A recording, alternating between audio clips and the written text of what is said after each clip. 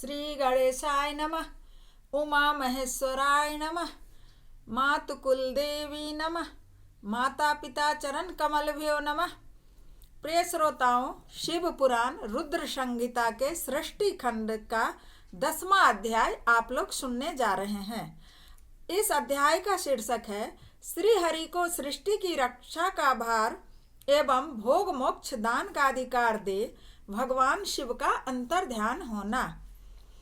परमेश्वर शिव बोले, उत्तम व्रत का पालन करने वाले हरे विष्णु, अब तुम मेरी दूसरी आज्ञा सुनो। उसका पालन करने से तुम सदा समस्त लोकों में माननीय और पूजनीय बने रहोगे। ब्रह्मा जी के द्वारा रचे गए लोक में जब कोई दुख या संकट उत्पन्न हो, तब तुम उन संपूर्ण दुखों का नाश करने के लिए सदा तत्पर रहना। तुम्हारे संपूर्ण दुस्सह कार्यों में मैं सहायता करूंगा। तुम्हारे जो दुर्जय और अत्यंत उत्कट शत्रु होंगे, उन सबको मैं मार गिराऊंगा। हरे, तुम नाना प्रकार के अवतार धारण करके लोक में अपनी उत्तम कीर्ति का विस्तार करो और सबके उद्धार के लिए तत्पर रहो। तुम रुद्र के ध्येय हो और रुद्र तुम्हारे ध्येय हैं। तुम में और रुद्र में कोई भी अंतर नहीं है। विष्णु और रुद्र में कोई अंतर नहीं है। जो मनुष्य रुद्र का भक्त होकर तुम्हारी निंदा करेगा, अर्थात विष्णु की निंदा रुद्र का भक्त होकर भी यदि कोई करेगा, उसका सारा पुण्य तत्काल भस्म हो जाएगा। पुरुषोत्तम विष्णु, तुमसे द्वेष करने के कारण मेरी आज्ञा से उसको नरक में गिरना पड़ेगा। यह बात सत्य है, इसमें संशय नहीं है। रुद्र भक्तो नरो यस्तु तव निंदां करिष्यति तस्य पुण्यं च निखिलं द्रुतं भस्म भविष्यति। नरके पतनं तस्य त्वदयसात् पुरुषोत्तम मदाज्ञा भवेद् विष्णो सत्यं सत्यं न संशयः। तुम इस लोक में मनुष्यों के लिए विशेषतः भोग और मोक्ष प्रदान करने वाले और भक्तों के ध्येय और पूज्य होकर प्राणियों का निग्रह और अनुग्रह करो। ऐसा कहकर भगवान शिव ने मेरा हाथ पकड़ लिया और श्री विष्णु को सौंपकर उनसे कहा, तुम संकट के समय सदा इनकी सहायता करते रहना। सबके अध्यक्ष होकर सभी को भोग और मोक्ष प्रदान करना तथा सर्वदा समस्त कामनाओं का साधक एवं सर्वश्रेष्ठ बने रहना। जो तुम्हारी शरण में आ गया वह निश्चय ही मेरी शरण में आ गया। जो मुझ में और तुम में अंतर समझता है वह अवश्य नरक में गिरता है, अर्थात कोई अंतर ही नहीं है भगवान विष्णु और रुद्र में।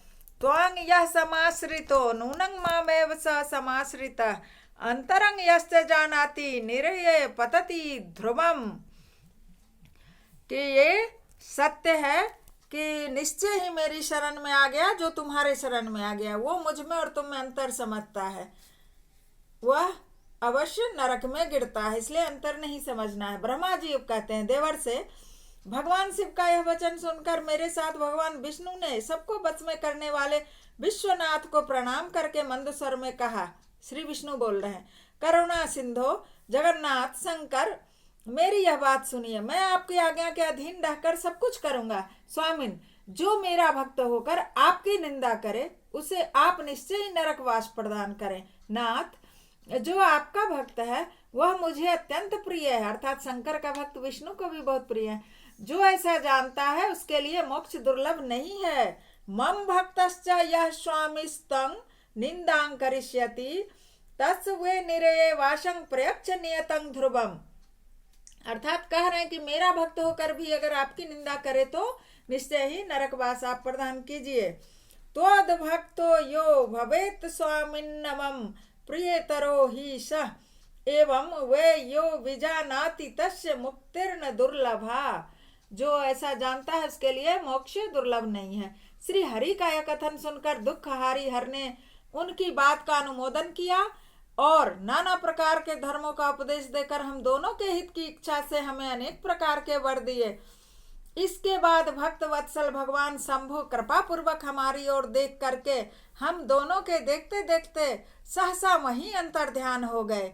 तभी से इस लोक में लिंग पूजा का विधान चालू हुआ है। लिंग में प्रतिष्ठित भगवान शिव भोग और मोक्ष देने वाले हैं।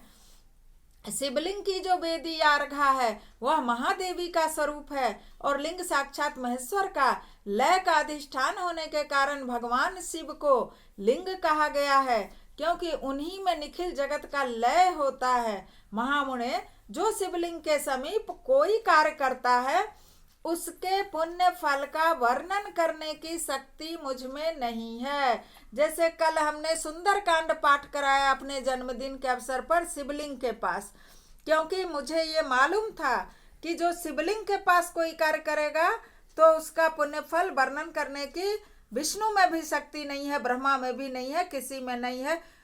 तो बोलिए भगवान शंकर की जय। 10वां अध्याय संपूर्ण हुआ। उसके साथ एक लाइन बोलूंगी।